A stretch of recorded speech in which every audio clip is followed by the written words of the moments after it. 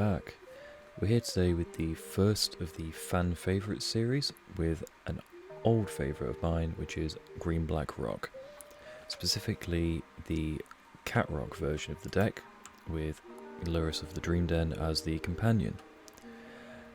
I've chosen to go with Green Black Rock over something like Jund, Ponza, Abzan, some of the Mardu Stoneblade lists that are going around at the moment as well, to occupy the mid-range deck of choice going into a league, mainly because I think having it's very simple 2-colour mana base backed up with 8 discard effects, an absolute plethora of removal spells, 9 in the main with an additional configuration of, well, up to 5 additional spells that we can use to remove creatures is key at the moment, whilst doing that with a fairly painless mana base. And since we've mentioned it, it's probably where we should start. Very simple, we've got 4 fetch lands, just Verdant Catacombs gets our 4 forests or 1 swamp. We've got Treetop Village, 2 of them as our mana land. I think it's the most efficient one that we could play. The other option is Hissing Quagmire or Mutavault. Not a big fan of either of those. I think the extra 1 mana cost of Hissing Quagmire over Treetop Village plus the 1 power and toughness lost is it can be quite impactful and certainly hurts us more than it would do, say, like a Pox deck. Because we're trying to minimise the amount of damage that we take from our lands, with the Overgrown Tombs, fetch lands or things like that, and with a good deal of respect being paid to the Blue-Red Prowess, Shadow decks and Burn decks that are running around in the meta, we've got a 1-of Urborg that will help us to minimise the impact on our life total that our lands can have. Also helps because we do have 4 and 1 in the side colourless lands that serve as utility, so being able to turn these into swamps at least is a huge boon to our deck. I mentioned before we've only got 1 Nurturing Peatland. I don't think we need any more considering we've got the Lurrus Bauble package as well as Spell Bombs, which I'll get to in a moment. Just the 2 Overgrown Tombs, which means we've got a grand total of 7 fetchable lands for 4 fetch lands. I think that's perfectly fine when you consider that we've got 4 Field of Ruin as well. 4 Blooming Marsh, I think that's just a staple in Rock, particularly in a lower land count deck like ours with 23. I think 4 Blooming Marsh is where you need to be. Mentioned it a moment ago, but 4 Mishra's Bauble, I mean, we're playing Lurrus, so we've got no choice but to do that. In respect to the 8 discard effects, the thinking behind that is that unlike Jund and Ponza, for example, we need an axis to fight on. We're a Tarmogoyf deck, so we want to be leveraging our own card advantage in the form of Dark Confidant Bauble by stripping our opponent's hand early, getting tempo advantage, and starting to shape the game going into the mid and late game in the way that best suits us. So in that regard, because we don't have Liliana's either, I think the 8 discard effects are something that we really have to sit behind. In respect to a lot of the graveyard decks and control decks that are running around that are quite graveyard synergistic, I'm thinking of the Grixis control deck that's playing Lurrus in the side, Croxer in the main, got Blue-Eye Control again that's gone back to playing sort of 4 Snapcaster Mages, and Dredges everywhere, it's come back with a vengeance. I think we're just hedging our bets with the 2 Spell Bombs in the main and 2 in the side. Going through, I'm a huge lover of Dark Confidant. I think it's one of the best cards ever printed, and I'll continue to jam 4 in Rock for as long as there are minimal Lava Dart and other spells that punish X1s. At the moment it's pretty much just Blue-Red Prowess, so with that I'm very happy just to run a full playset of Bob. To complement Spell Bombs, we've got Scavenging Oozers. It's a very good card, it just gains its life, it grows, it can be a beater on its own, and it also keeps Graveyard clean. Rock is one of the better decks to leverage it. We are able to create quite a lot of green just incidentally throughout our deck, so very happy to have 2 of here. 4 Goyf as our main finisher alongside Hexdrinker, who is showing repeatedly that it is one of the most efficient and quickest ways to close out a game now for our deck. So 4 Tarmogoyf, 4 Hex Drinker, easily recoverable with Lurrus, nice and simple. In terms of removal, got a playset of Fatal Push, a nice big catch-all, alongside a 2-2 split of Abrupt Decay and Assassin's Trophy with Maelstrom Pulse to catch up anything else that slips by. I like to keep a critical mass of removal spells, and unlike Jund, I think Rock really does need to leverage things like Assassin's Trophy and Decay, because it doesn't have as many ways to either go over the top or just push through what the opponent's doing, particularly in the early game with advantage like BBE and resource denial like Liliana. So with that in mind, we've got our 5 ways just catch all permanents. Onto the side, instead of playing Reign of Tears, we've just got the 1 Ghost Quarter. We've already got a full playset Field of Ruin. I don't think we need to respect Tron or Amulet that much more. They're not very good matchups, but we've got Assassin's Trophy, Field of Ruin, Maelstrom Pulse, Ghost Quarter, an extra Maelstrom Pulse on the side. So I don't really want to dedicate any more warping of our main deck or sideboard slots to it. Veil of Summer is for mirrors, counterspell decks, very easy. Spell Bomb, just to bring in against other graveyard decks or anything like that. I probably won't bring in an additional 2 against another Lurrus deck, for example, but against Dredge or Hollowed One, where they are very much all in, I'll definitely bring it in. To respect the prowess burn and more aggressive matchups, I've got the 3 Brutality on the side. It's just something where we can take out our Thought Seizers, or at least 3 of them, and then start to bring in removal and things that are very good against their deck. 2 Unravel the Aether, which are, that could be Deglamour to be fair, just a concession for Heliod. As it goes, the deck is not unbeatable, but it is a very bad matchup for our deck, so got to respect it, play 2 in the side, and just hope that we can do that. We can just sort of answer Heliod before they gain infinite life, because we haven't really got an out to it bar milling them out, which is not a fantastic route you want to go down. Sealed Primordial is fantastic. Artifact Enchantment hate when you're combining it with Lurrus, just buying it back, blowing up a thing. Very good. Means we can minimise the downside of Assassin's Trophy as well. The Night's Whispers do look a little bit strange. The thinking behind those is that against very grindy decks like control decks, against other mid-range decks, we're not as good at generating onboard advantage as they are. So we need something in addition to Mishra's Bauble, just to draw us extra cards, get ahead, and against Jund control, life isn't as important. I mean, we do have Lurrus anyway that can gain us a bit of life, but the 2 life isn't as important. So with all that said and done, I'm going to go through to match number 1, and I'll see you there. Hello again. So we're here for match number 1 against UMed 3988. We just revealed Lurrus our companion. They haven't chosen to reveal a companion if they've got one. So good luck, have fun, as they keep 7.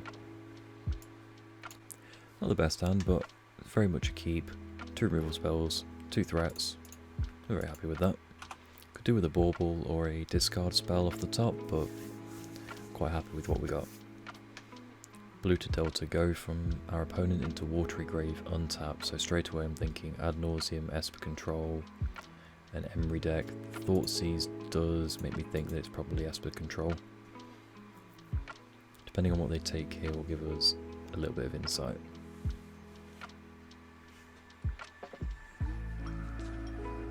So if they're Ad Nauseam, they're probably going to take either Hex Drinker or Scavenging Ooze. If they're Control, they might be wanting just to take the Decay so that they can't answer a Teferi if it comes down. But luckily enough, we do get to find out, so we're going to play out the Blooming Marsh that they know about and Thoughtseize them. Okay, so we're against Sultai. Interesting. So the take of Abrupt Decay makes sense. They were trying to get it to line up with their Stubborn Denial. So we've got an answer here to Tarmogoyf that does give them a land, get them a bit of advantage. Stubborn Denial will be a massive pain later on. Searing Visions is sculpting their hand. I think now we'll just take the Stubborn Denial.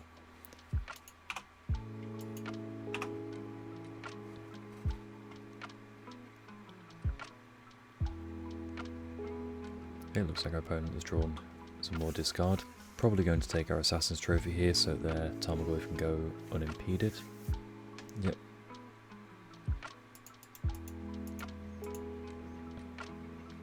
So we see the Polluted Delta that we knew about from our opponent.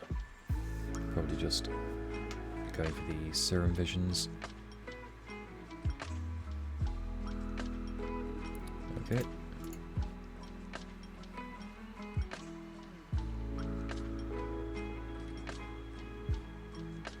Very quick, one top, one bottom.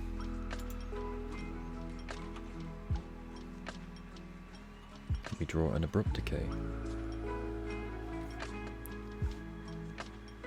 We don't really need double green. I want to respect our life total a little bit here. Although we do have the Scavenging Ooze. So I'm just going to play out the Hex Drinker, put a level on it.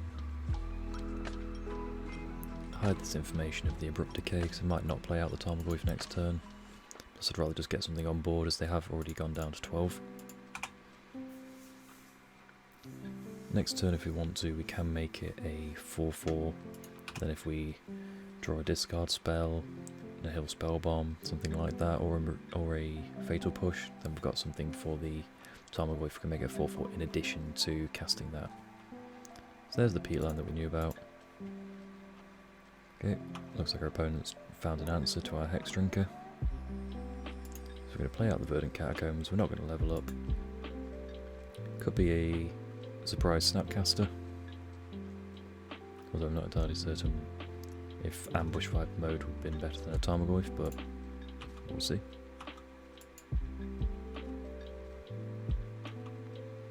Okay, so we're not going to play into any counter or anything like that, so we'll just get a Forest here and put Lurrus into hand. Okay, looks like they found a Fatal Push for Hex Drinker, that's fine. So I put Lurrus into hand.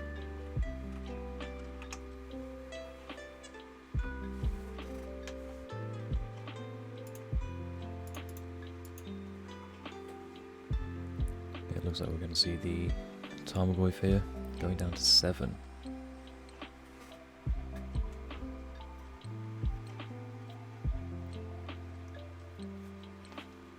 Okay, there's the Goyf that we knew about. So they're holding up a counterspell of some sorts. Do draw the Blooming March, which is unfortunate.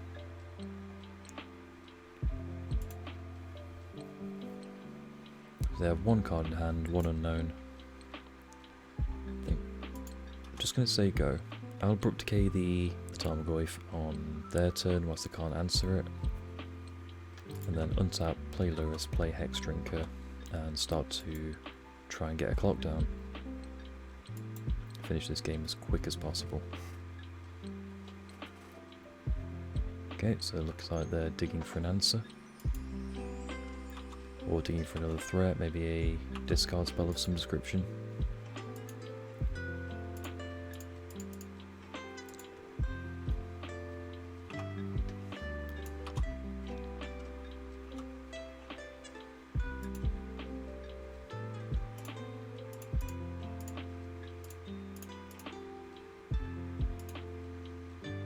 Okay, so let's play out Lurrus. Probably going to see a counterspell here, maybe a remand, something like that. Nope, Drown in the Lock, that makes sense. Then we'll play out the Scavenging Ooze. Did they draw another counterspell or is this a Fatal Push? No? Okay.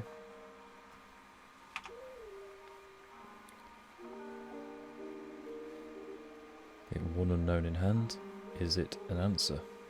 Looks like it's a Death Shadow. Okay, we have an answer to that.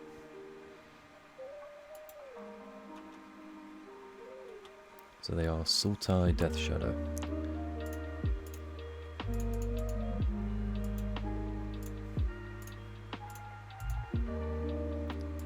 Eat the Shadow, will then eat the Tarmogoyf and get in for 4.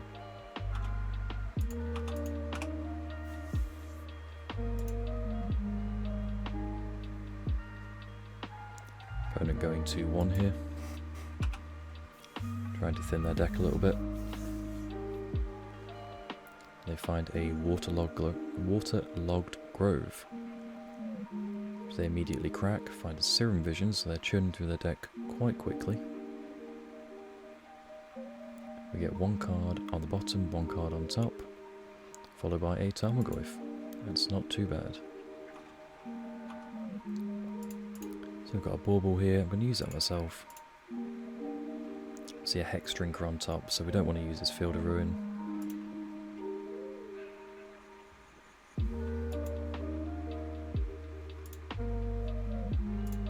But I suppose they are forced to chump here. We go 1, 2.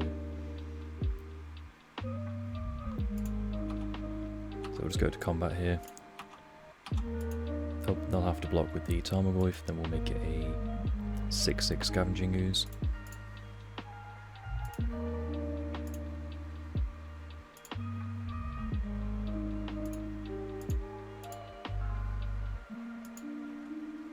Also shrinks the Goyf, which is quite nice. We go up to 21, draw the Hex Drinker that we knew about, and the opponent needs to find another answer. We can make Hex Drinker a 4/4, which would be quite good next turn. Means we'll have 2 lethal threats if they can find a blocker.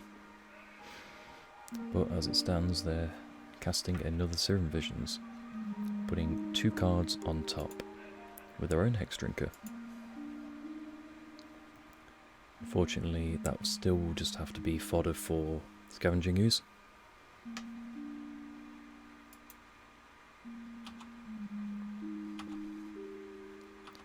And we just draw a Tarmogoyf anyway, so let's get in with Scooze.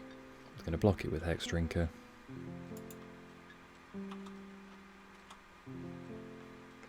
We'll play out our own Tarmogoyf.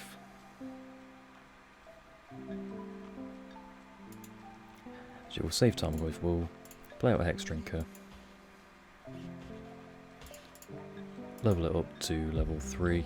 Make it a 4/4, hold up a Scavenging Ooze activation, and then next turn we'll be able to make it a Mini Progenitus. Yep, and our opponent has seen enough, so on to sideboarding. So against their deck, I think we definitely want to bring in the Veil of Summer. They're a discard and counterspell deck. It's going to be grindy, so I want the Night's Whispers. They look like they're quite graveyard synergistic, so I want the Spell Bombs.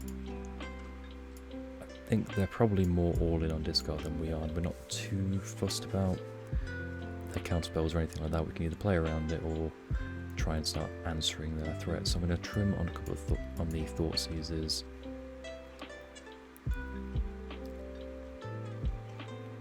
Probably don't need to bring in all the Spell Bombs, I'll bring in 1. I think Abrupt Decay is fantastic here. The Shadow decks tend to be quite land light, so I like the Trophies. Maelstrom Pulse, it's just another answer. Could bring in a Collective Brutality. It looks like they had quite a lot of hits for it there. They had the Stubborn Denials, Serum Visions. We saw... Did we see any Fatal Pushes? We did not. We did see Thoughtseize and Inquisitions. I think it could be worth bringing in 1 Brutality, even if it's just a Duress. No, it's probably not worth it, so we'll take out the Thoughtseizers, Spell Bombs, Night's Whisper, Veil of Summer, and we'll go down Inquisition. In the very likely situation where it gets very grindy, probably want a top deck, Night's Whisper, Spell Bomb, even a Veil just to cycle over a discard spell, as you saw with that Inquisition in that game. It wasn't fantastic, so let's maximise our good top decks. Actually, I'm going to bring in Pulse as well over an Inquisition with that logic. And on to game number 2.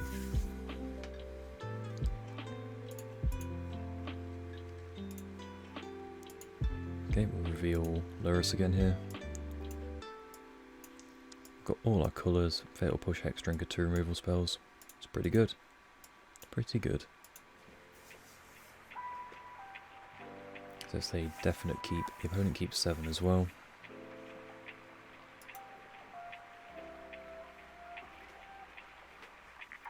You'll probably see a discard spell.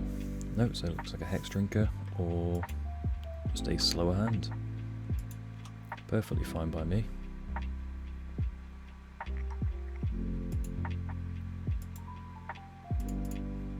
I'll just get a Hex Drinker down, force them to use some removal on it.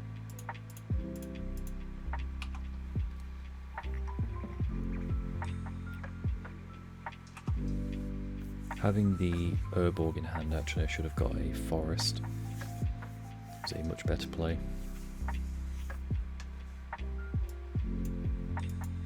Saved us 2 life when we really didn't need to pay it. And we have the Peatland as well, which can get green, so getting the Overgrown Tomb was a mistake there.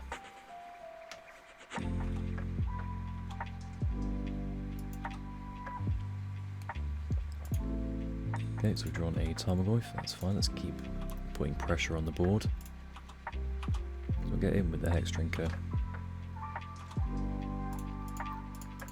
Play our own Goyf. If they use an instant to try and remove Hex Drinker, then we get to grow the Goyf, so that's quite nice. As it stands, 4 power, it's not too bad at the moment. Down to 12 life from our opponent. Hopefully they just go double Shadow and we just get to push into Abrupt Decay.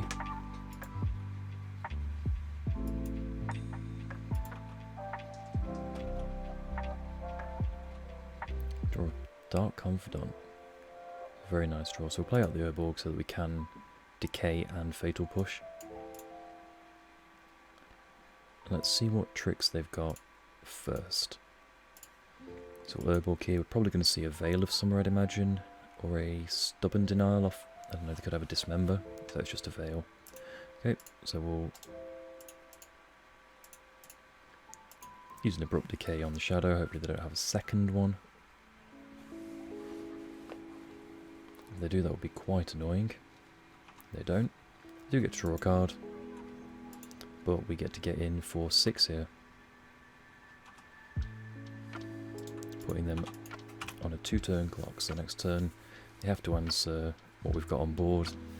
We can even start committing to the board a little bit more with a Dark Confidant or putting Lurrus into hand, but ideally I'd like to go Peatland into Dark Confidant into Hold Up Assassin's Trophy. This is what I was talking about with the discard spells. In this situation they do get to strip in Assassin's Trophy and removal spell out of our hand, but they're trying to answer our on-board threats, whereas we don't have to worry about that. We're going to start committing to the board, gaining more advantage, hopefully, or just using Lurrus, Field of Ruining them. There's a lot of different options, but they're spending resources to deny us resources whilst we're already ahead. 15 Mandrills, pretty good card from our opponent. Let's get to trim the graveyard for the Tarmogoyf, but as it stands, let's clear the way a little bit. So we've got a Stubborn Denial and a Snapcaster Mage. So we're not going to be playing a spell, so we're just going to take a creature here. Once we've got the opportunity, we'll make Hex Drinker a 4/4.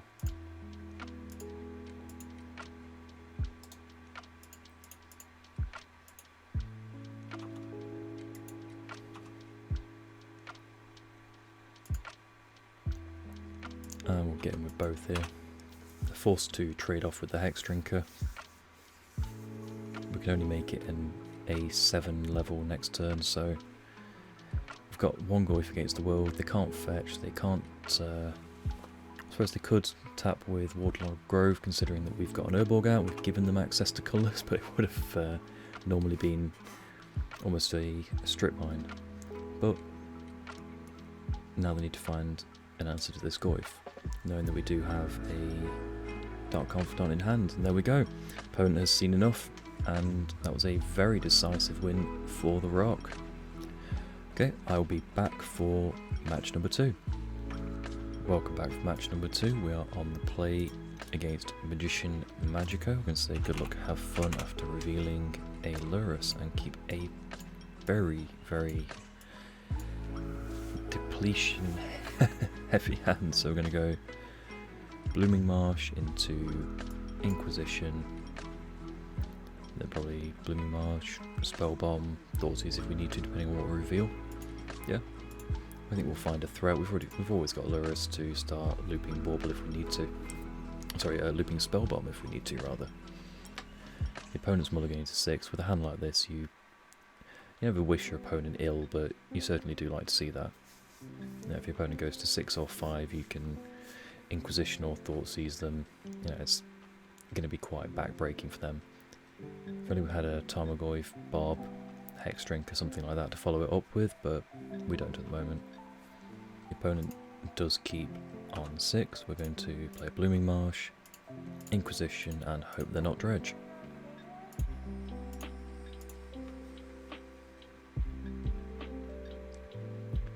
Okay, they are in fact Tron, so their turn 1 is going to be Chromatic Star, followed by, off the power plant. We can take, I think we've got to take the Stirrings here. Then we'll take Oblivion Ring, sorry, Wormcoil with the Thoughtseize. Play out the Spell Bomb next turn. Yeah, so we'll take Stirring now. No point trying to be cute. They've got 7 other star effects. This will stop them from drawing Sylvan Scrying. You know what? Let's take Star.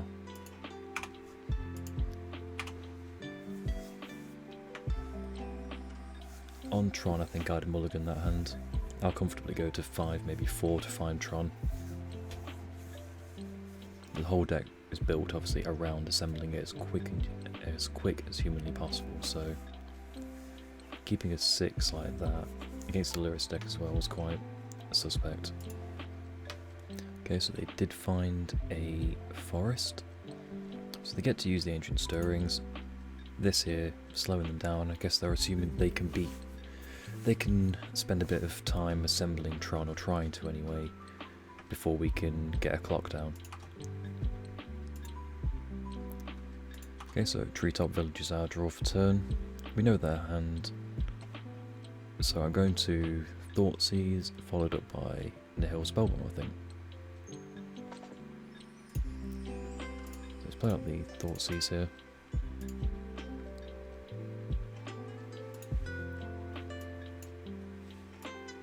I think the riskiest take is Oblivion Stone. I'd probably just take Wormcoil or Karn. I think Wormcoil is the hardest thing for us to beat, so I'll take that. Out the Blooming Marsh, play out the Spell Bomb, and say go. Fatal Push is pretty much dead here, but they've ripped a star off the top, not ideal. There's the power plant that we know about.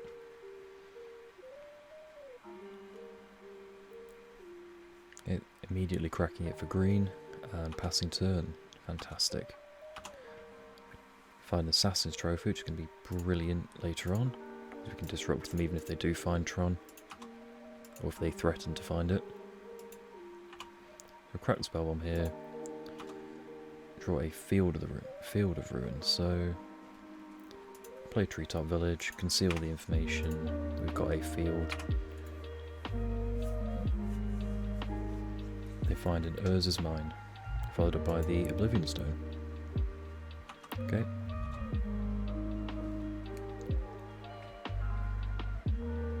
The safest play here is we'll play Field of Ruin. Just get rid of mine now. Get a basic swamp. Hold up Assassin's Trophy. Next turn we'll put Lurrus into our hand. Let's see what they draw. So they did draw the tower, so we were very rewarded, and they drew a little Karn.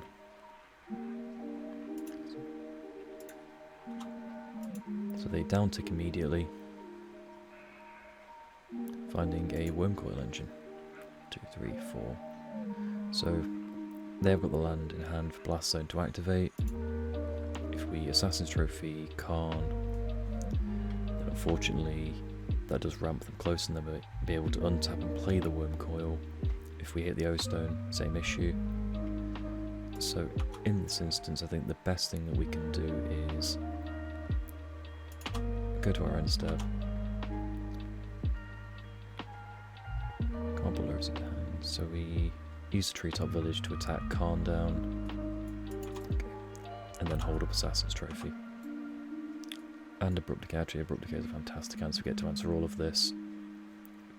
Okay, perfect. Get another swamp here.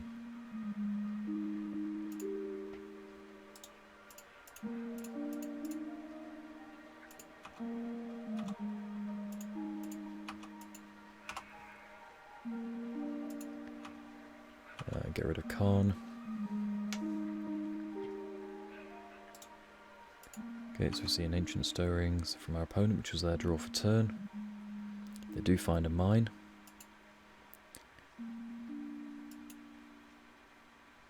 And here comes Khan. Have got an answer to that, luckily.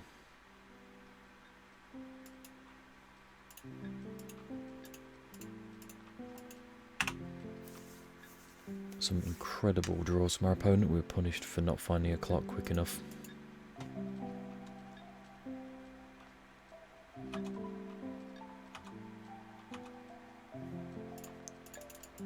I put Lurus into hand. Play out basic forest. Hold up Abrupt Decay for the O-Stone. One unknown, which is an Ancient Stirrings. I think our opponent has got us here. We were just too slow.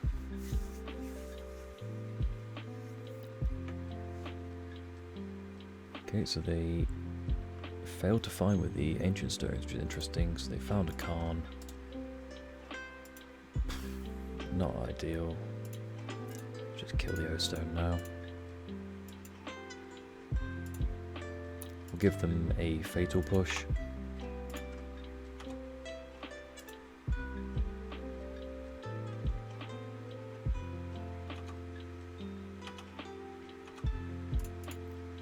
Find a Mishra's Bauble, which is going to be good. We get to draw a couple of extra cards. We're drawing Fatal Push, not ideal.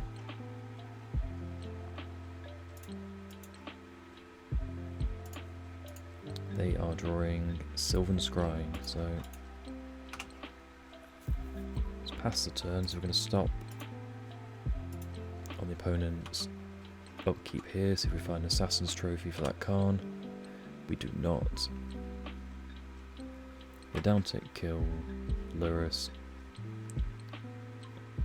Yeah, I think this is over. Usually I'm not one to concede so quickly, but with the Worm Coil being played this turn, they've got a Blast Zone which can answer the Hex Drinker. I'm just going to concede now. And we'll go on to sideboarding. We've got the Ghost Quarter here for this matchup. Seal of Primordium is going to be quite useful. Definitely bring in Night's Whisper. And what don't we like? So the Fatal Push has definitely come out. That's a given. I'm going to shave on probably a Treetop Village, to be honest. I want to be as quick as humanly possible.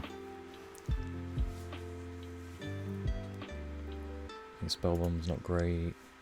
Brutality's not great. Unravel the Eighth is not fantastic. Pulse actually is an answer to their Planeswalker, so I'll take out a Spellbomb. And I suppose that's too many, isn't it? So we'll go up a Treetop Village. I think it's better. It's a threat more than anything. We'll treat it as a spell. And submit there. Say yes, reveal Lurus. Okay, same problem as the last game. No threats whatsoever. I've got a Thoughtseize. I'm going to mulligan this. This is the absolute opposite. All threats, nothing else. I am unfortunately going to keep this. As the opponent keeps, they've shown they are willing to keep the suspect hands. Hopefully, we're not doing the same. So treetop village and go.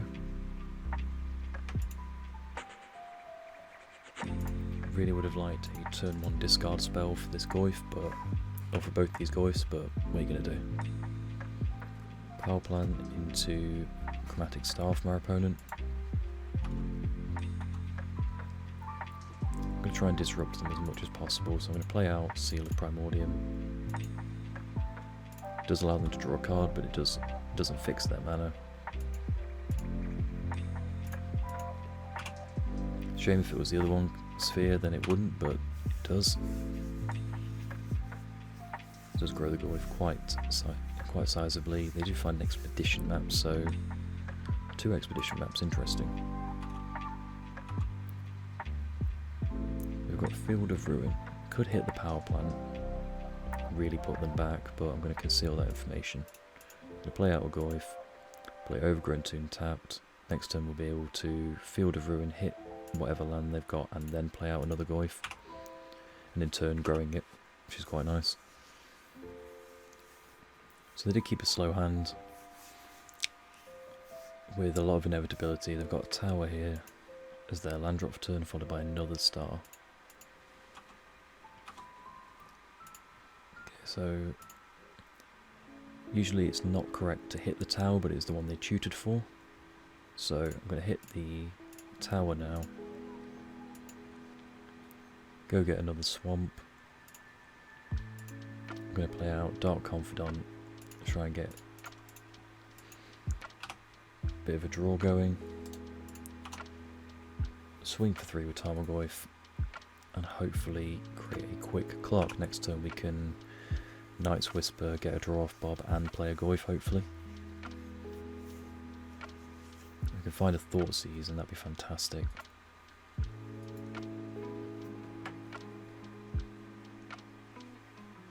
Okay, so we've got a Ballista for 1, which is going to hit. Yep, going to hit Bob. Does grow the Goyf, but does deny us a draw.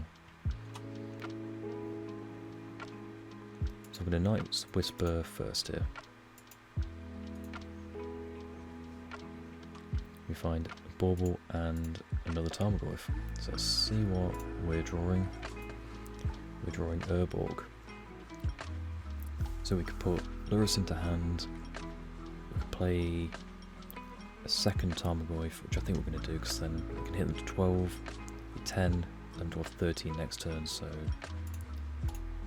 let's just play out another Goyf, play it tapped, hope we don't see an Ugin, and go from there.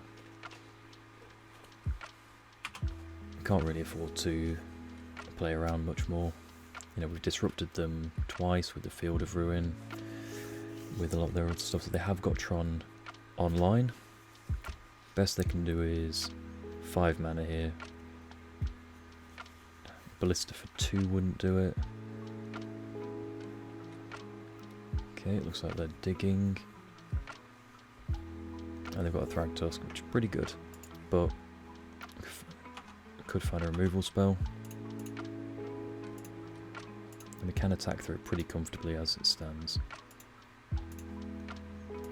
What are we drawing? We're drawing a Thoughtseize.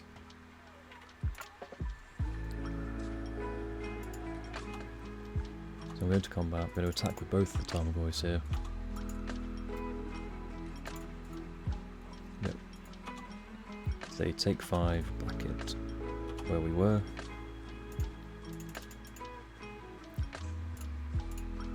So we're going to put Lurrus into play.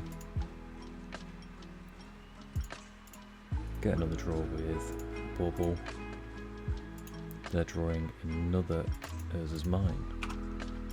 That would give them, that'd be 5, 6, 7, 8, 9, 10, 11. Okay, so they would have Ulamog mana. Luckily we're just seeing a Khan here. That does allow them to go get Wormcoil. No, let's go for Oblivion Stone. If they crack it now, which it looks like they're going to,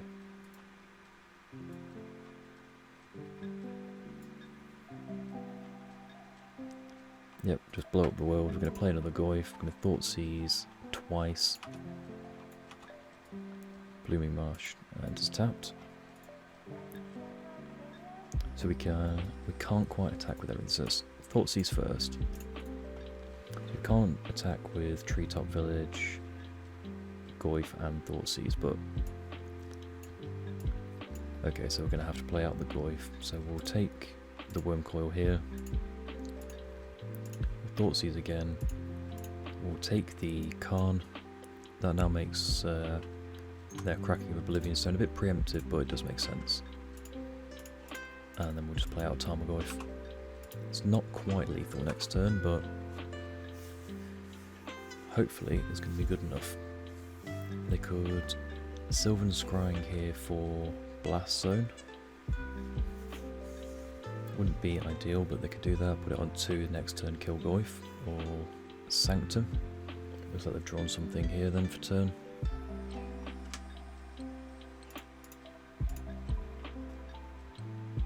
Looks like a Khan. Yep. Okay, so a down tick on the Tarmogoyf means we can at least kill it with a Treetop next turn. So if we draw exactly Thoughtseize here, then we survive for another turn. Inquisition does not do it. I was going to scoop to that. Some pretty horrendous sequences there for us in terms of luck. I think could have game 1. I think it was a very justifiable keep, but I will come back again for match number 3.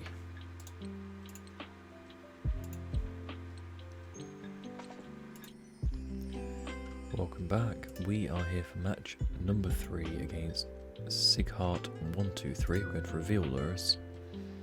Say good luck and have fun to our opponent.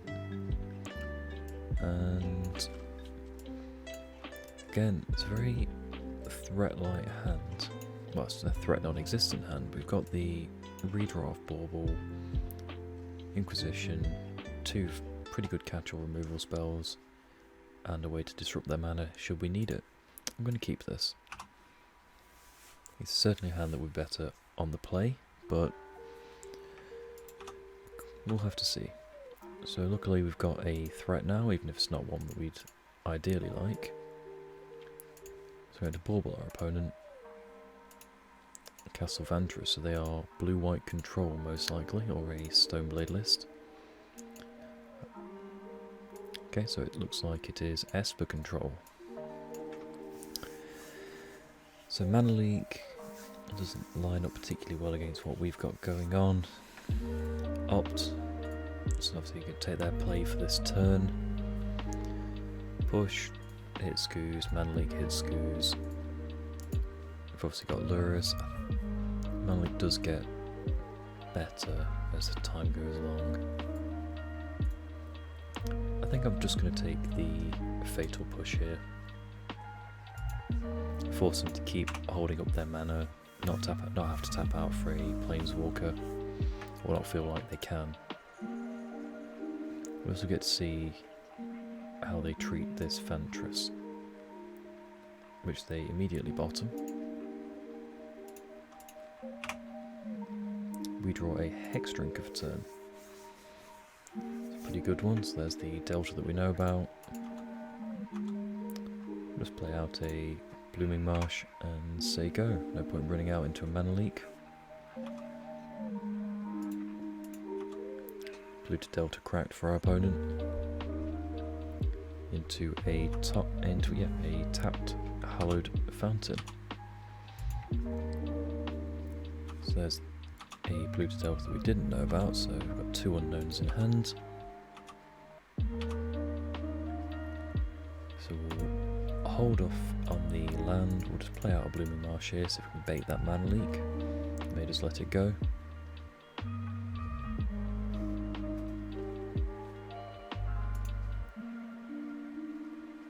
Okay, there's the Mana Leak, so we'll say no to that. I think it's probably better playing out the Scavenging Ooze first, most mana efficient play that we've got, and I want to be able to Hex Drinker and immediately make it a 4/4 next turn. Okay, Spell Snare. We didn't see it, so it could have been worth playing around, but there were only 2 unknowns in hand. And a tapped Watery Grave that we know about.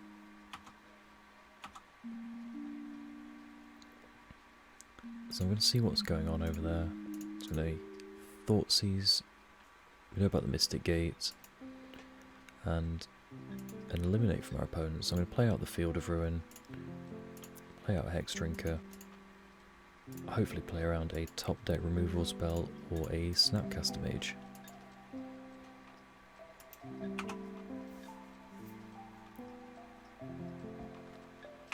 I've got answers to Teferi, Jace and Big Teferi should we encounter them now. Okay, looks like they've drawn an Esper Charm, targeting themselves to draw 2.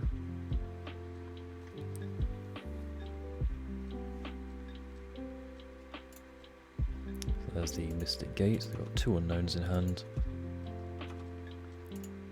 Bulbul's a pretty good draw here.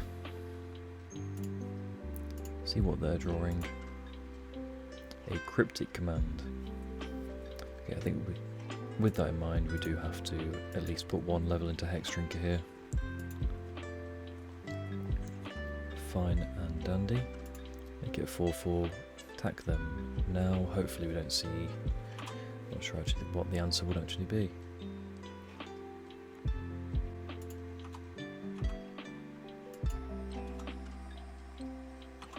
So we've got 4 mana here. If we put 1 counter on now, then we can at least hold up Assassin's Trophy and Abrupt Decay. The most mana efficient is to just dump everything into it. Next turn would then have to use all our mana to make a Hex Drinker into a 6/6. I think I'd rather use the mana now. We have taken quite a lot of damage off that peatland. Okay, we are rewarded here, so we find a Tarmogoyf.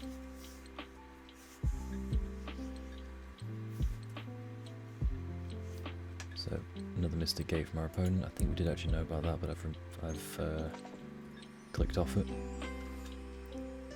Yes, when we took the Eliminate, they revealed 2 Mystic Gates and an island alongside it.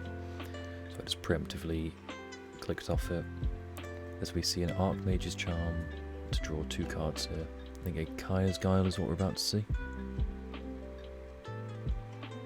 Yep, Kaya's Guile, exiling my graveyard and sacrificing a creature. So that certainly does shrink the Goyf, but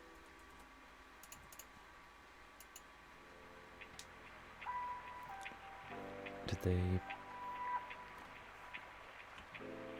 I think this island is still in hand, but let's just do a hand check anyway. Yeah. So they've got a Cryptic Command, which we might see next turn. If nothing else, it does get another type in hand. Sorry, another type in the graveyard for the Goyf. So we see an island and go. I'm just going to go straight to combat here. Attacking for 3.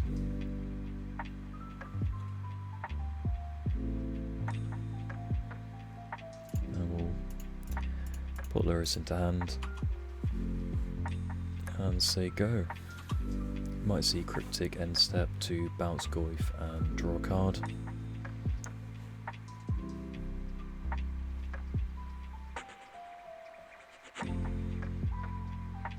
Yeah, that's what we see.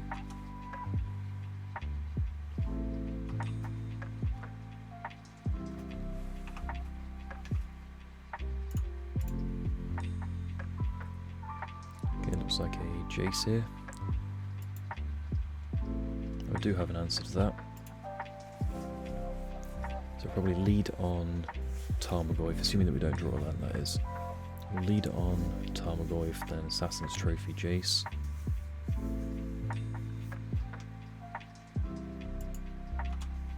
Okay, we untap, draw a Blooming Marsh, well at least it's a tap land, so play the Goyf that they know about. And you'll see a Spell Snare, Mana Leak, or even a Cryptic. No, that goes through. So I'm going to pass on to the end step.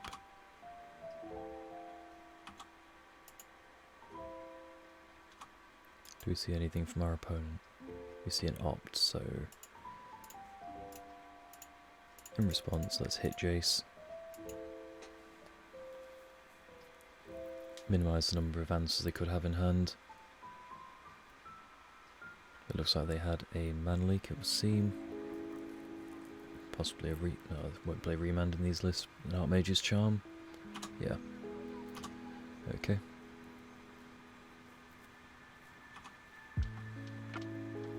And they put one card on top with the opt, which obviously they knew about with the Brainstorm from Jace. Another Brainstorm from Jace here.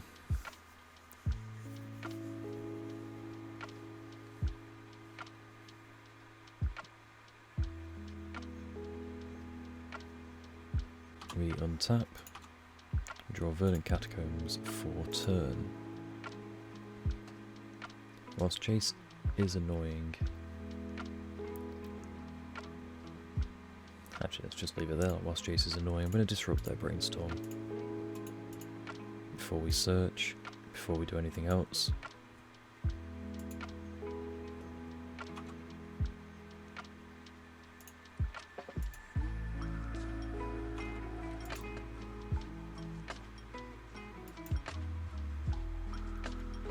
One black floating, they've let go out of their pool.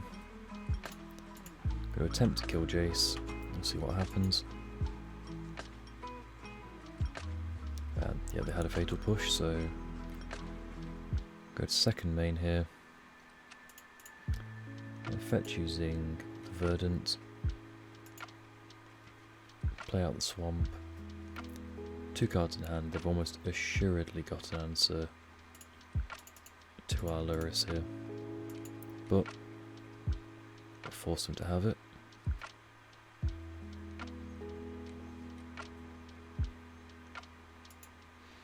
Which looks like they do with a Cryptic.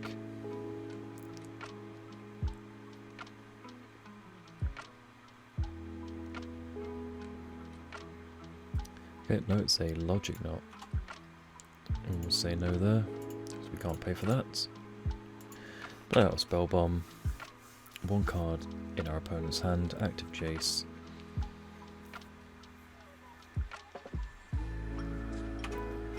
It's not the end of the world, but they are certainly quite far ahead. This is what happens when you draw 9 more cards.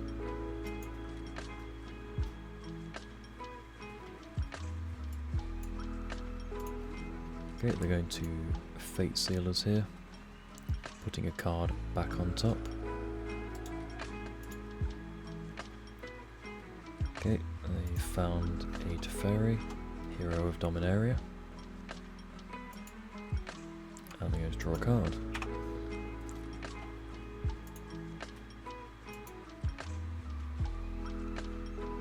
So they untap 2 lands. Let's see what they put back on top. A Verdant Catacomb, so we'll play that and fetch probably just a basic Swamp. Crack the Spell Bomb here. Just draw an extra card. It's a Field of Ruin. Not the time to draw an extra land, I must say. We'll crack the Peatland, drawing a Maelstrom Pulse. I think we've got to use that now on the Teferi. There's just too much card advantage. If they counter it, I think that's the time to wrap it up.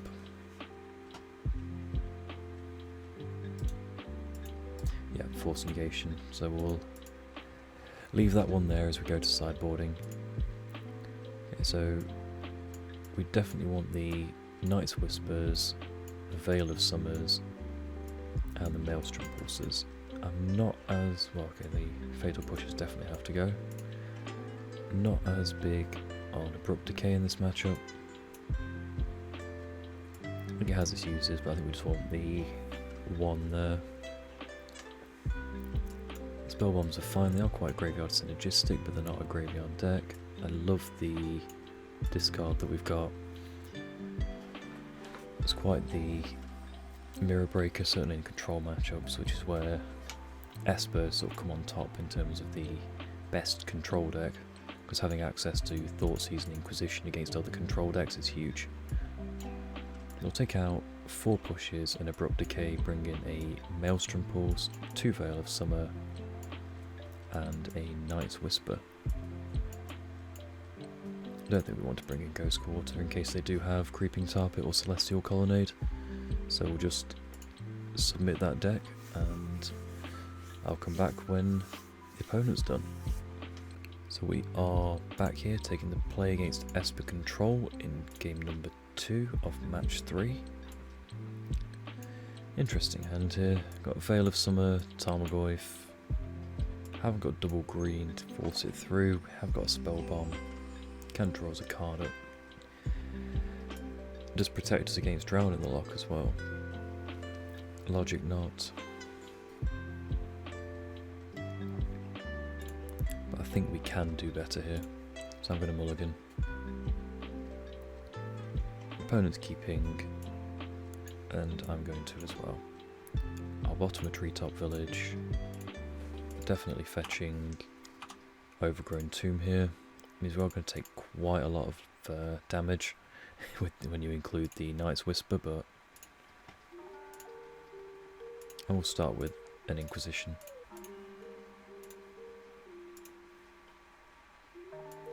Okay, so they do have a Supreme Verdict. A lot of removal, not much permission. The Celestial Purge doesn't actually hit a lot of our creatures. It hits Dark Confidant and Lurrus, but it doesn't hit the Goyfs or the Hex Drinker. I think I'm just going to take Kaya's Guile here. Next turn play Treetop Village after Thoughtseizing them. Okay. Kaya's Guile really is a pain in the arse. It makes us sacrifice a creature. It hits Treetop Village, it shrinks the Tarmogoyf. Just all in all, pain of a card. See Creeping Tarpit from them. We do have a decision. I don't think it's worth playing the Bob into the Purge, so just Thoughtseize. See what they drew for turn. I very much doubt they'll force a negation this. So we see a push, Purge, Opt, and Supreme Verdict. I've got to take the Wrath here. Just make them start answering our threats 1 for 1. Play the Treetop Village, and so go. I do think the Esper Control matchup is significantly harder for our deck to deal with than blue-white, but we'll have to see. So we've got Glacial Fortress, go.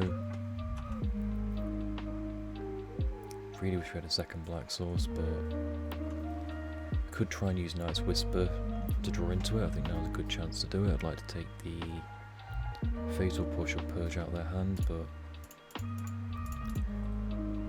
let's see what we get.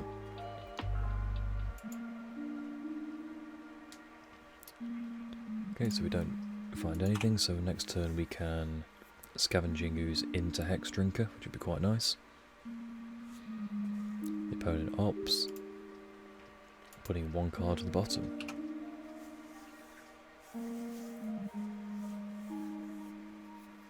They find an island, which will allow them to play Glacial Fortress untapped. We can make them use all of their mana here, but let's play out a Scavenging Ooze, which will probably immediately get pushed. And then we'll say go. When they go to push it, we'll then eat probably the Supreme Verdict. They drew a mana leak for turn, interesting. think I value Dark Confidant higher than Hexdrinker here. The next turn we can do both, but this push is quite annoying. The next turn we can Inquisition, lead the way, take the push, play out the Hexdrinker. We're gonna put one level into it. I think that's what we've got to do. Could be tempting just to run the drinker into the removal spell, but try and play in a disciplined manner. They're going to play a Glacial Fortress, I'd imagine. Hopefully they just tap out for a Jace or something like that. They do not.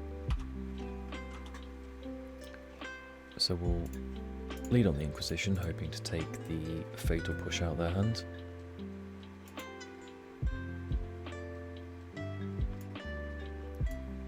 Okay, so we see an Esper Charm, Celestial Purge, and Fatal Push. So as we said, I think we've still got to take the Fatal Push here. Play out a Hexdrinker.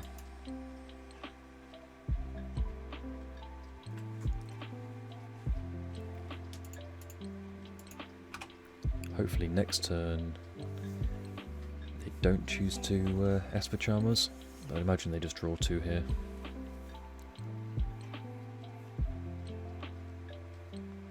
Yep. Esper Charm to draw 2, hopefully trying to find an answer to Hexdrinker. Untapped Black Source would be ideal. Be absolutely perfect. So they found a Catacombs. Drown Catacomb there. We've got a Spell Bomb. A Field of Ruin. We've got 2 unknowns. Let's see if Hexdrinker. Yep, it does survive, that's nice. Snapcaster plus Kaya's Guile would be quite a blowout here. But it looks like we've squeaked through, so we'll play out Spell Bomb.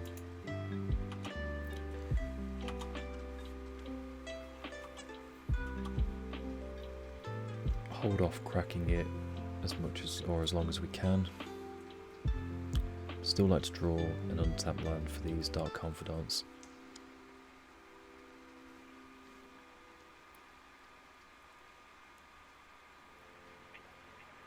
So Mystic Gate, as we know about the Hollowed Fountain and Celestial Purge in our opponent's hand.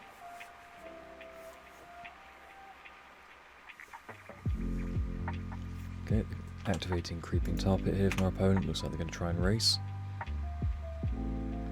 Can certainly respect it. We draw a Tarmogoyf, so still can't be hit by Purge, so let's go to combat.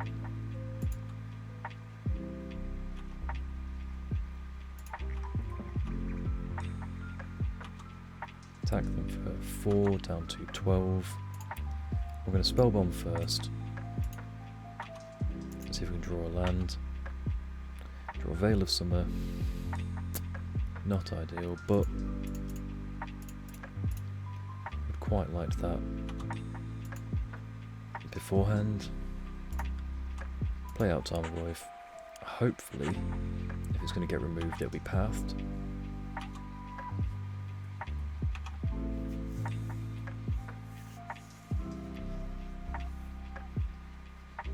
Now we can outrace the Tar Pit. The opponent's going to have to find another answer to our board. 3 unknown cards. Supreme Verdict would be pretty bad here. So we've got Watery Grave tap, 2 unknowns. And nothing from our opponent. Draw a Night's Whisper. Again, not ideal, so let's just go to combat. No Cryptic to tap us down, that's nice. Or not yet anyway.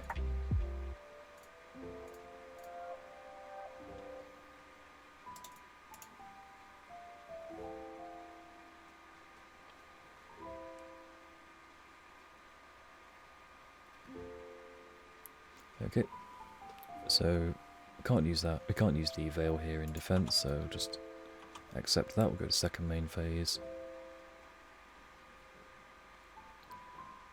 We can make Hexdrinker a 6/6 next turn if we level up once here, but I'm probably just going to play out a Dark Confidant, try and get some lands, and then hold up Veil of Summer against any non-Celestial Purge removal.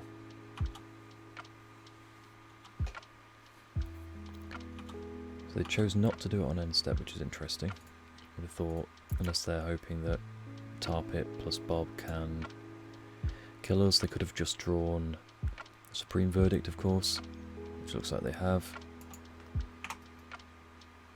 Not ideal, but we do get to go into another Bob now, as they choose not to activate Tar Pit. Interesting. I'll just be holding up permission here.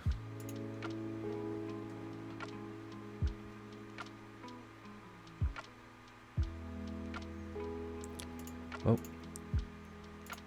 it's not the worst, so we know they've got Celestial Purge, we get to blow out that Cryptic, we've drawn Thoughtseize, which is nice. Next turn they're going to have to use that Celestial Purge to answer Dark Confidant. Really like to draw an untapped land. Any untapped land would be fine, preferably a black source, so we can double spell, put Lurrus into our hand, plus Confidant, or do any other number of things. So, no, we still don't see the Tar Pit. We do see the Celestial Purge, but... So we'll lead on Dark Confidant.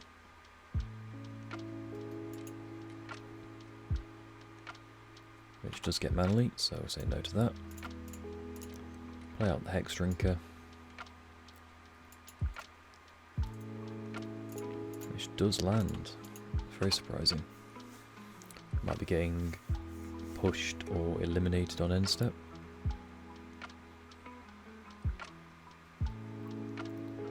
No, they're just taking control of it. That is way worse.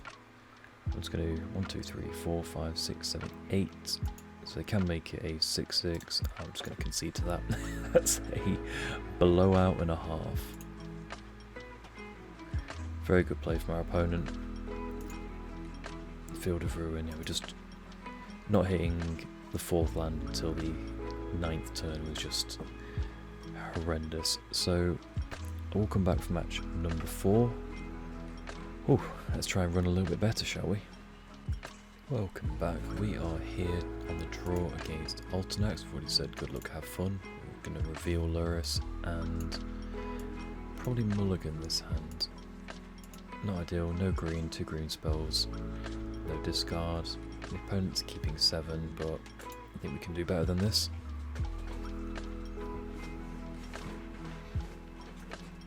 Speaking of doing better, I think this is probably where we want to be. The greedy line here is to bottom the treetop, keep all the spells that we can cast. We've got discard, removal in 2 forms and a threat.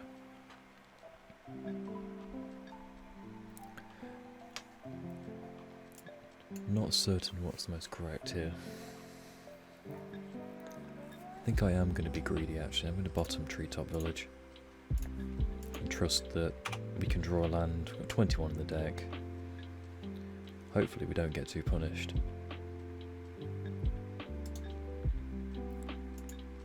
Quite a nice avatar from our opponent. I don't think I've seen that one before.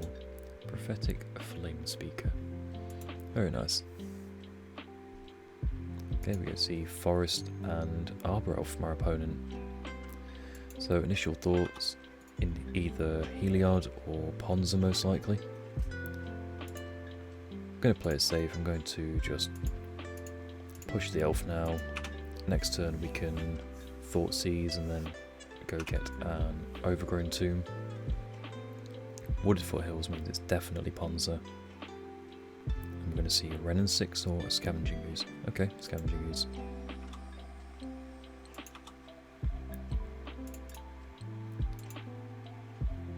So let's bauble. Probably ourselves here, see what we're going to draw. Another bauble. I'm not too interested in that, so let's just Thoughtseize here. Wow, that is a pretty stacked hand.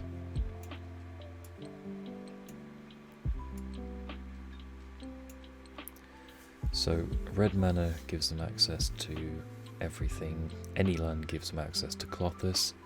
I think Clothis is probably the take here, but Pillage is pretty bad. I mean, we have got redundancy. Spyro is an incredibly strong magic card. I think it's got to be Clothis. It's Gorillurus deck, it's Graveyard Hate, it's drains, it's ramps them to Chandra, which then unlocks everything. I think Clothis is the take here. Just got to pray that they don't draw any kind of removal spell. Sorry, not kind of. Got to pray they don't draw a land here.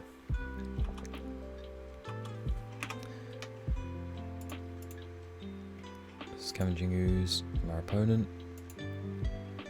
Okay, obviously more interested in eating our graveyard, so we'll get Overgrown Tomb tapped.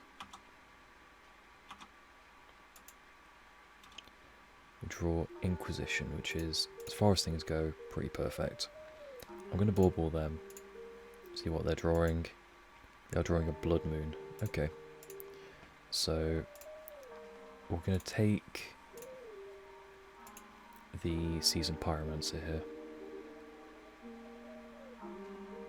Yep, the Bauble, that's fair enough. Eat Bauble again.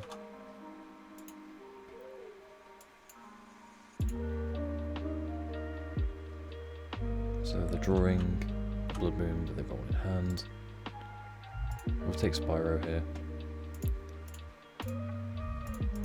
We'll just kill the Scavenging Ooze now before it becomes too much of an issue. We'll play out our own Skoos, which will eat, hopefully, Pyro.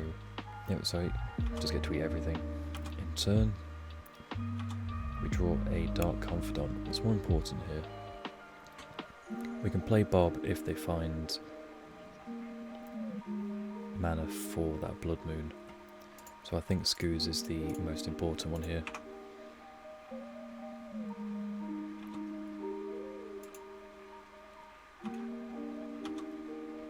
So we know they've got 2 Blood Moons in hand. Arbor Elf is their draw for turn. So their hand is currently 2 Blood Moons, 1 Pillage and Chandra. So let's get rid of the Clothis. Sorry, not Clothis, the Spyro. Stay at 14, grow the Skoos. Draw Blooming Marsh. Interesting. So they can play out Blood Moon if they want to. Let's get in here. No blocks from our opponent. We'll just eat Clothis now. Leave Scavenging Ooze for us. It doesn't really matter. Want to leave the enchantment subtype in for Tarmogoyf. Take 1 life, but play out a Dark Confidant. Probably going to see a Blood Moon here. They drew a Wooded Foothills for turn, so they may want to do Chandra, down tick on the Scavenging Ooze whilst they can. No, they're choosing to Blood Moon. Okay, if we draw a green source here, we have only got 1 forest in the deck. Draw a Field of Ruin, and another Field of Ruin. So we're going to offer the trade with Bob here. I'm not interested in taking it. I'm going to go No Fear in the dojo, play out Dark Confidant, put Lurrus into hand, and say go. I think at this point it is a race. Okay, so they can now Chandra. They can go for mana and take us off black if they wanted to, but as I say, down ticking is the most sensible option here. We can kill Chandra and Arbor Elf with 2 attacks. Spellbomb's pretty good. And Assassin's Trophy, something we can't cast. Play out the Catacombs. I'm going to go to combat. Swing both of them at Chandra. I imagine we'll see no blocks here from our opponent. Probably incentivized to. Yep.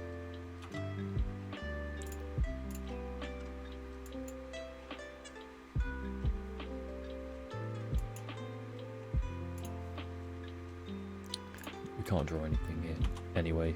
We've already played a land for turn, so we'll just say go.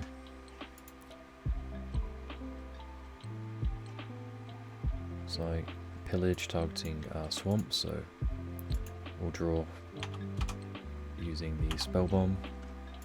Draw Tarmogoyf. Okay, so there's pillage gone, Chandra. We know they've got one. Their last card in hand is Blood Moon. Are we going to die to these bobs? So we find a Tarmogoyf and a Maelstrom Pulse. Could happen.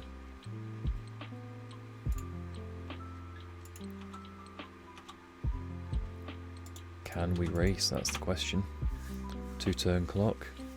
If they don't block now, they are running the risk of us finding a removal spell, but looks like they've worked that out as well.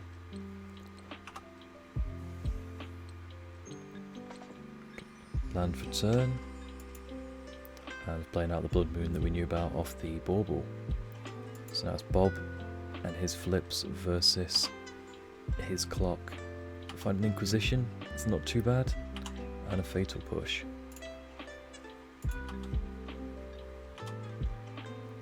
So if they don't find a way to remove Bob here, there's nothing we can flip in our deck, more than 2 considering we've drawn our 1 for turn. So we get very lucky, but the No Fear in the Dojo plan did pay off. Very glad to see it. It was going to be quite a while before we drew a basic. Wow. 5 turns. Okay, so against Ponza, we want Seal, we want Maelstrom Pulse, we want Night's Whispers. Don't think we're too bothered about their graveyard or ours. We're going to drop 1 Field of Ruin for a Ghost Quarter. The reason for doing that is sometimes they can keep Utopia Sprawl heavy hands, or maybe go all in on it, putting 2 sprawls or 1 sprawl onto a forest. We can't hit it with Field of Ruin, but we can hit it with Ghost Quarter. So I bring that in. What isn't good here? Honestly, I think just taking some of the discard out might be a consideration. Abrupt Decay is fantastic. Although,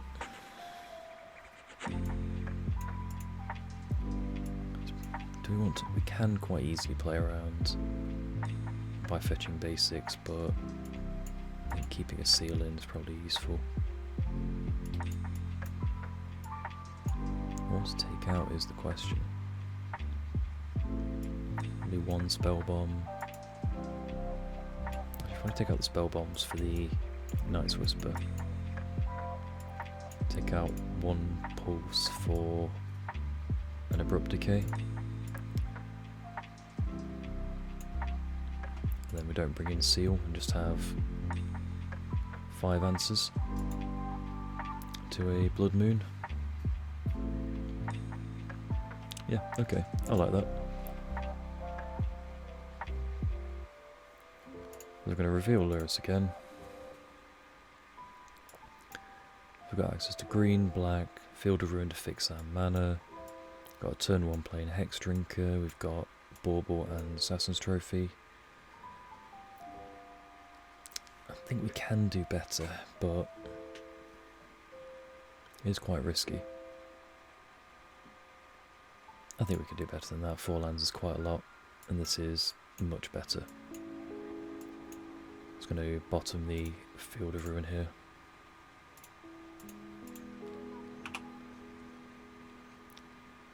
So the opponent leads on Stomping Ground, untapped into Arbor Elf. Okay. I think green matters more in this hand, so I'm going to lead on an untapped Stomping Ground and then push the Arbor Elf and say go. Hopefully they kept quite greedy hands. So Windswept Teeth here and go, looks like they did. The temptation to get a Bob down is pretty good here, but if we can take a Blood Moon, I think that's more important. Wow, okay, so that was a very greedy, very greedy hand. I'm going to take the Spyro, play out the Verdant Catacombs, hold off cracking it as long as possible until we find out what colour we need. That's a very greedy hand from our opponent, so they go Forest.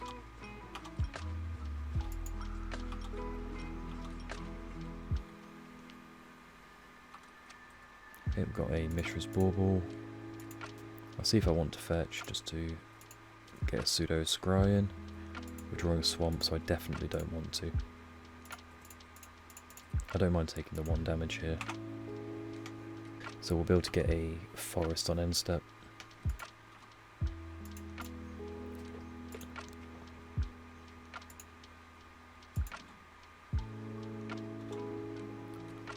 Oh, we see a treetop village, fantastic. And a Thoughtseize.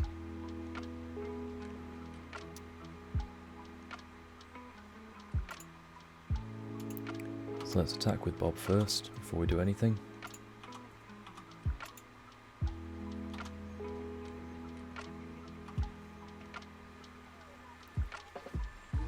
I do want to hold up Assassin's Trophy, but I also want to eat the Spyro out of their graveyard before they can start making any tokens.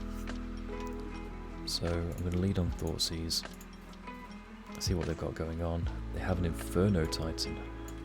God, I can respect that. So let's take the Inferno Titan, play out the Scavenging Ooze. Let's just eat Spyro now, and get some F6 value in.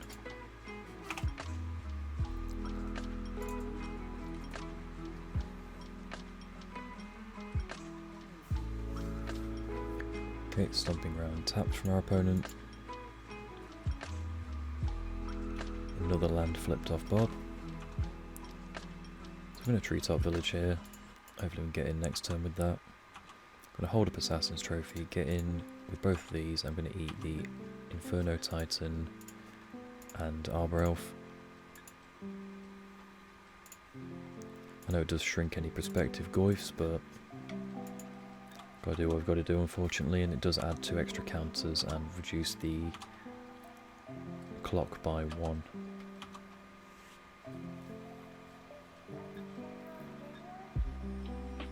So Forest from our opponent here. So they have found something, so make sure we're not yielding. They found a Seasoned Pyromancer. As far as draws go, that's pretty much perfect. So you get to ditch at least 1 land, 2 lands.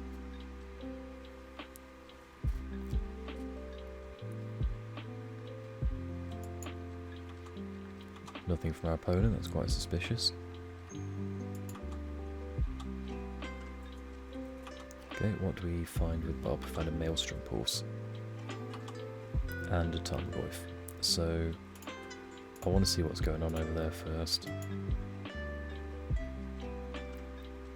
Okay, we're going to find a Bolt for the Bob. That's fair enough, don't mind making that trade now, we've had some pretty good advantage from him. And we find a Bloodbraid Elf. Okay. So, I think the play here is attack with Scavenging Ooze.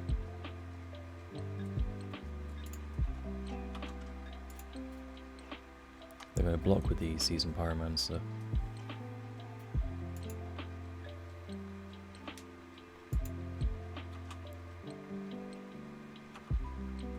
I'm going to play out a Tarmogoyf.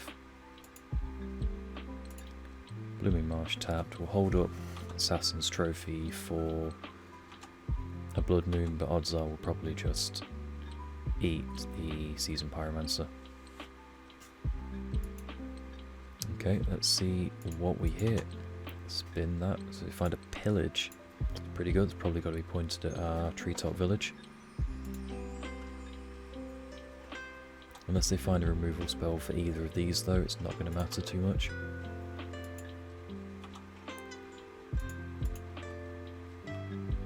And an Arbor Elf. Okay, so we've got answers to both those in hand. Opponent's empty-handed.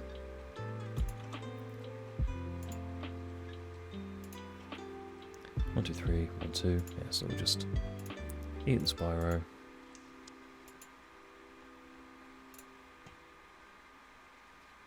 Doesn't matter about anything else. Yeah, we'll eat the Dark Confidant.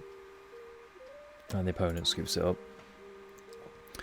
Okay, so always nice to get 2 games off Ponza. We're on our way to recovery, on our way to the 3-2 and at least cash in the league. So I'll be back for the final match of this league in a moment. Welcome back everyone, we are here for the final match of this league, revealing Lurus against Lukadaki. As we say good luck, have fun. And on the draw, the opponent keeps 7. We're going to do the same. And let's say go. It looks like we're up against Burn here. Goblin Guide. Revealing Tarmogoyf. Not too shabby, so I'm going to Bauble here. And I'm going to first target them. So we've got a Skullcrack coming down. I'm going to conserve as much life as humanly possible. An Inquisition here, hoping to tag an Eidolon. Okay, so let's do some maths. They're going to play Scalding Tarn next turn. Attack with Goblin Guide, Monastery Swiftspear, suspend Riftbolt. That's 3. Riftbolt comes down, hits us 4, 5, 6, 7, 8, 9, 10. Boros Charm 11, 12, 13, 14, 15. Yeah, I think we've got to take the Swiftspear. It's too much damage. Doesn't it's also something that we can eat with Skoos. It's not a hand, unfortunately, that's ideally set up to beat Burn. Next turn we'll be able to at least Blooming Marsh, probably take Boros Charm with the Thoughtseize. So double Riftbolt suspended and Field of Ruin revealed for us. Okay, that's a pretty good draw. So now we get to Inquisition, taking that Skullcrack or Thoughtseize, take the Boros Charm. We are going to get hit for 6, at minimum 8 here, so that's still a lot of damage.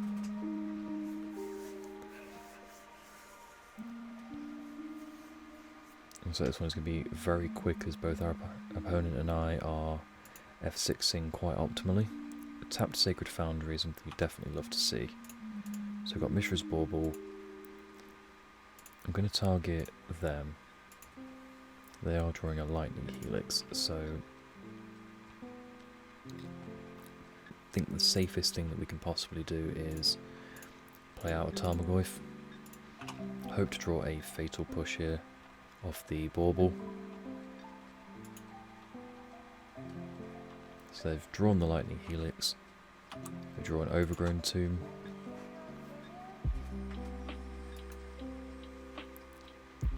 We are an effective 3 here.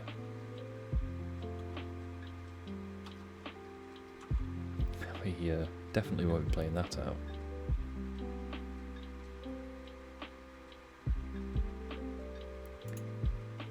So I'm going to play Overgrown Tomb tapped.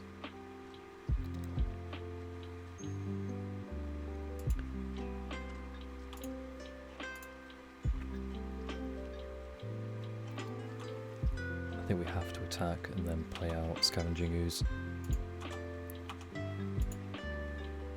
We are dead to a burn spell off the top anyway. They could already have one in hand, so I don't want to use Thoughtseize here just to guarantee our kill. Yep, Lightning Helix goes face. Have they drawn a burn spell? They have not. There's only one creature in the graveyard at the moment. I'm going to take 2 to gain 1. Maybe just kill the Goblin Guide now. Makes future Scavenging Oozes a lot better. And they have an Eidolon. That explains a lot there. So, 3 CMC or less. This means that now, if we play a spell, we are dead to a Searing Blaze. I really don't think there's a lot we can do here apart from... It's just... They are F6, it doesn't matter too much. We're going to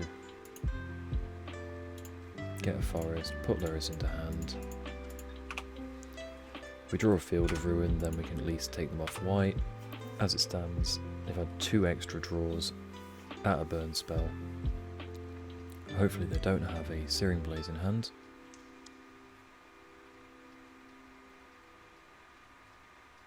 No, just a Lava Spike. Wow, that was a pretty rough sequence. So we've got 3 brutalities to bring in. It's, that one's definitely a given. I'm going to be bringing them in over the Thoughtseize. Don't think one goes quarter, don't want Spellbomb. Veil of Summer's not great here. Night's Whisper is a hell of a risk. I think Seal of Primordium just to kill Eidolon.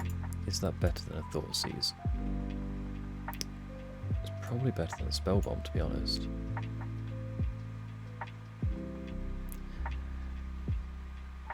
Unravel the Aether, probably not.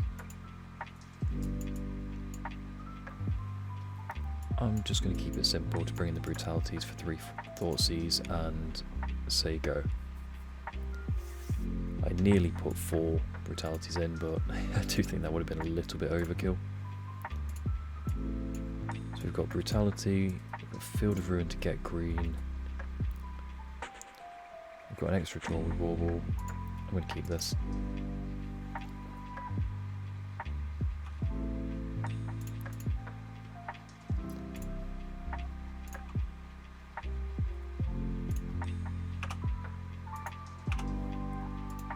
So no, they've drawn Mountain of Turn, we've drawn a Fatal Push, so a turn of Auto yields, and a tapped Sacred Foundry is very interesting. Treetop Village will play that tap, that gives us access to green next turn.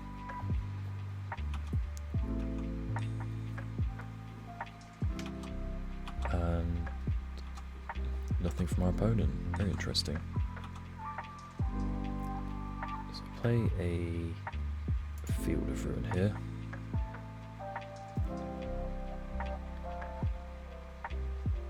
So if they play an instant to kill the Goyf, it will actually kill it. Brutality is a bit annoying because they're holding up Skullcrack.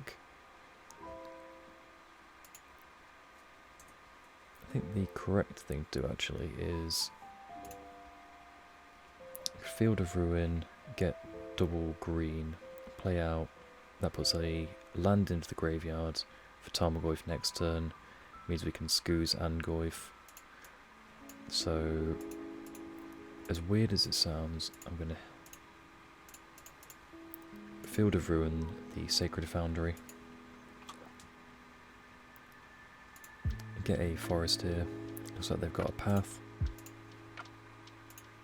Play out a Hex Drinker. This does turn on Searing Blaze on their turn. Sorry, on our turn, which is not ideal, but with the brutality in hand, I do want to play around Skullcrack as much as humanly possible.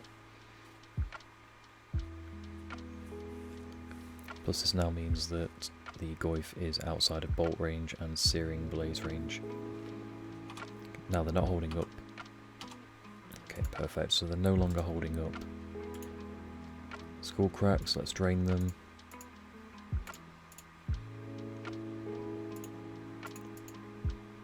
We'll pitch a Fatal Push here.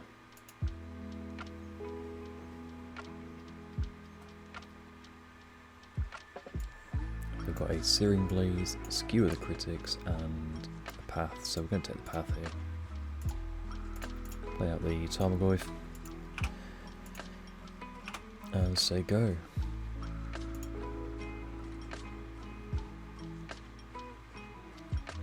So they could kill Goyf if they really wanted to by playing a land, Searing Blaze, and then Skewer. I really don't think they're incentivized to do that.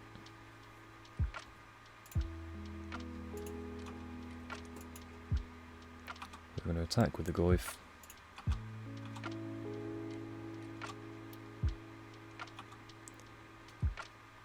one creature currently in the graveyard that would shrink it quite heavily. So just play Scoos out as a 2/2. Then if they start pointing the Searing Blaze at it, we can at least gain 1 life. We only take 2, and it keeps a creature type in the graveyard. It means that we can get it back with Lurrus. And we can also hold up a Fatal Push for an Eidolon, or any haste threats they might have. Yeah, so Maya, Searing Blaze there. Tiny Helix, not ideal. So we've got Skewer the Critics and Sacred Foundry in hand for our opponent. There's the Foundry. Okay, it looks like they are going to go for the Skewer off Searing Blaze plan. Yep, so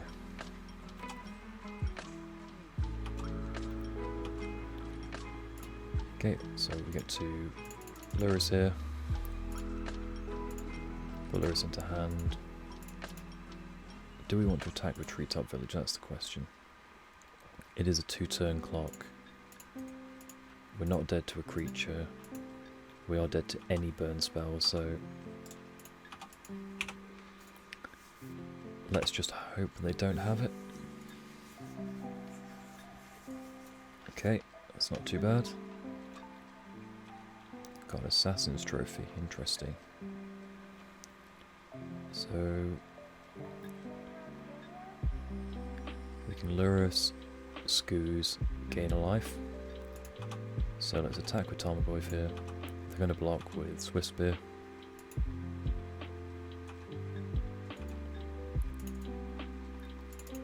We need to make sure we don't use the green.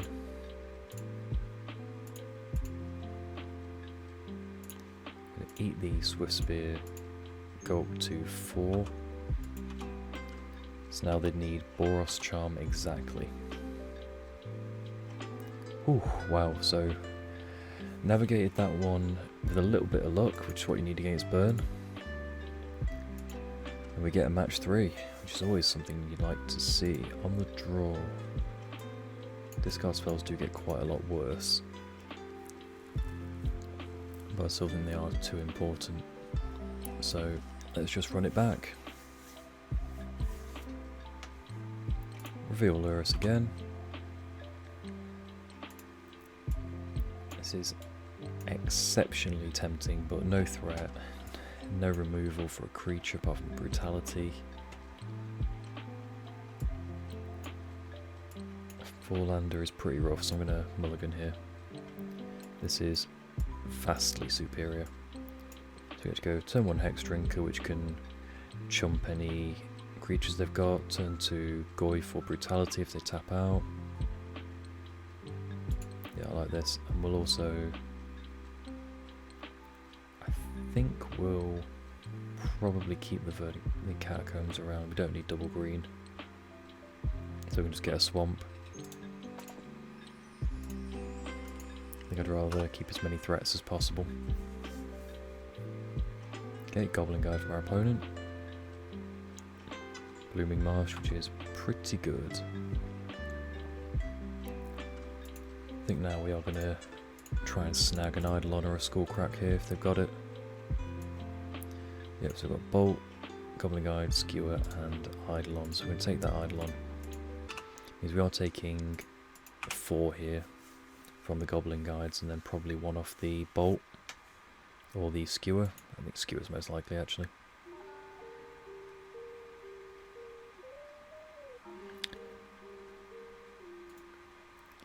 Okay, Arid Maester, and we're going to see a Skewer here down to 11. Yep, there we go. So, I'm going to play a Forest out here. I'm going to Brutality, all 3 modes. Going to drain them, kill a guide, take an instant. We're going to pitch Catacombs and probably a Tarmogoyf.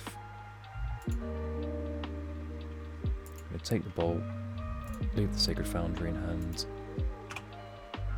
Next turn we can use Verdant Catacombs, fetch a swamp, Fatal Push, the Goblin Guide, play out a very big Goyf, and keep getting lands off that guide, which is very nice to see. So they know about this Fatal Push, this, and that, which we've still got in hand. So we'll play out a Goyf. Opponent is top decking here, and they can find another land. Okay, this is about as good as we can ever hope for. They find a swamp, play out a Hex Drinker. Just going to level it up as much as possible here. Have they got a burn spell for it? They do. Oh no, so they've got Skullcrack, sorry. So, get to attack with Goyf in for 5, down to 10. If we draw an untapped land here, then we do get to kill them.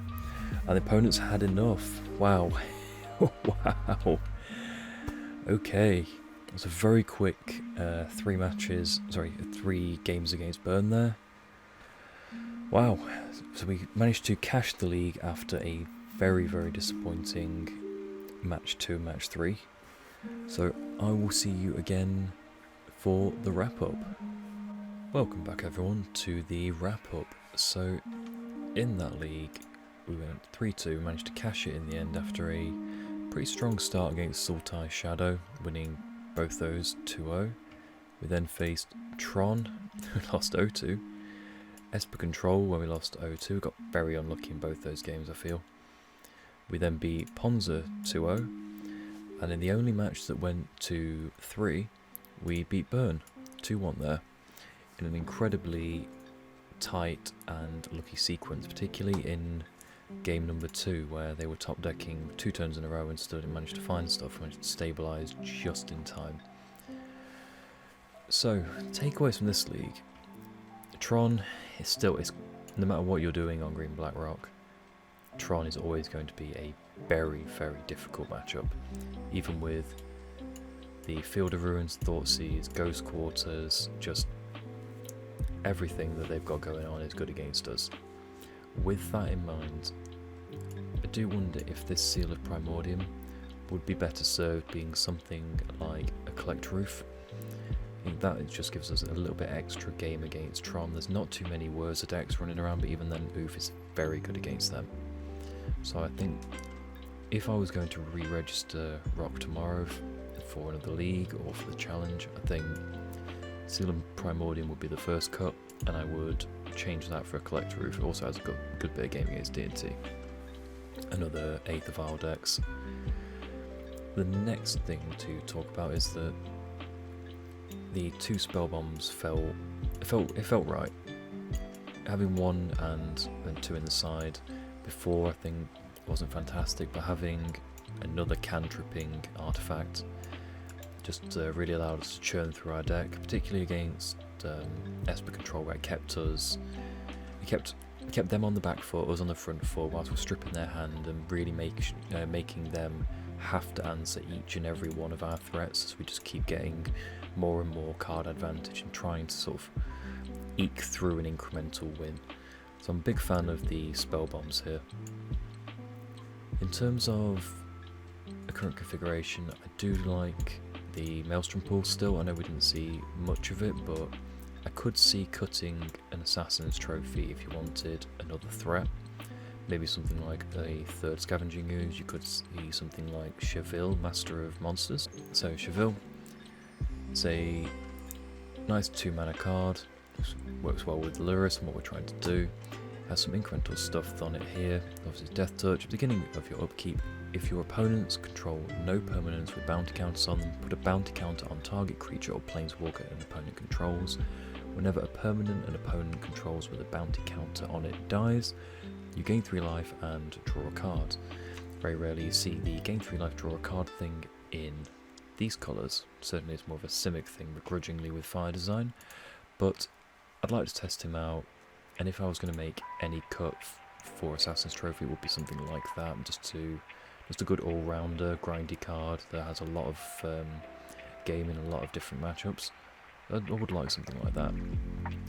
The other consideration is maybe trying to fit in another cantrip, or maybe going down Thoughtseize, maybe playing some configuration of main deck Brutality. I could already see that over a trophy. But all in all, the main deck did feel pretty strong. Mana base wise, I was exceptionally happy with the Urborg and Peatland combo. I was testing out the double faced lands, the pathways they're called, but I wasn't too happy with those. Often wanted the draw, and against Burn, we did see in one of the games this save us 2 points of life. Didn't matter in the end, but it was something that could have mattered to keep the wrap up pretty short. And say thank you for sticking around this long if you did. If you liked the content, please give a like and subscribe. If not, please tell me what you'd like to see, any things that I did wrong, any punts or plays that I didn't do well, or maybe that I may have made. And as always, have a good day, and cheers for stopping by.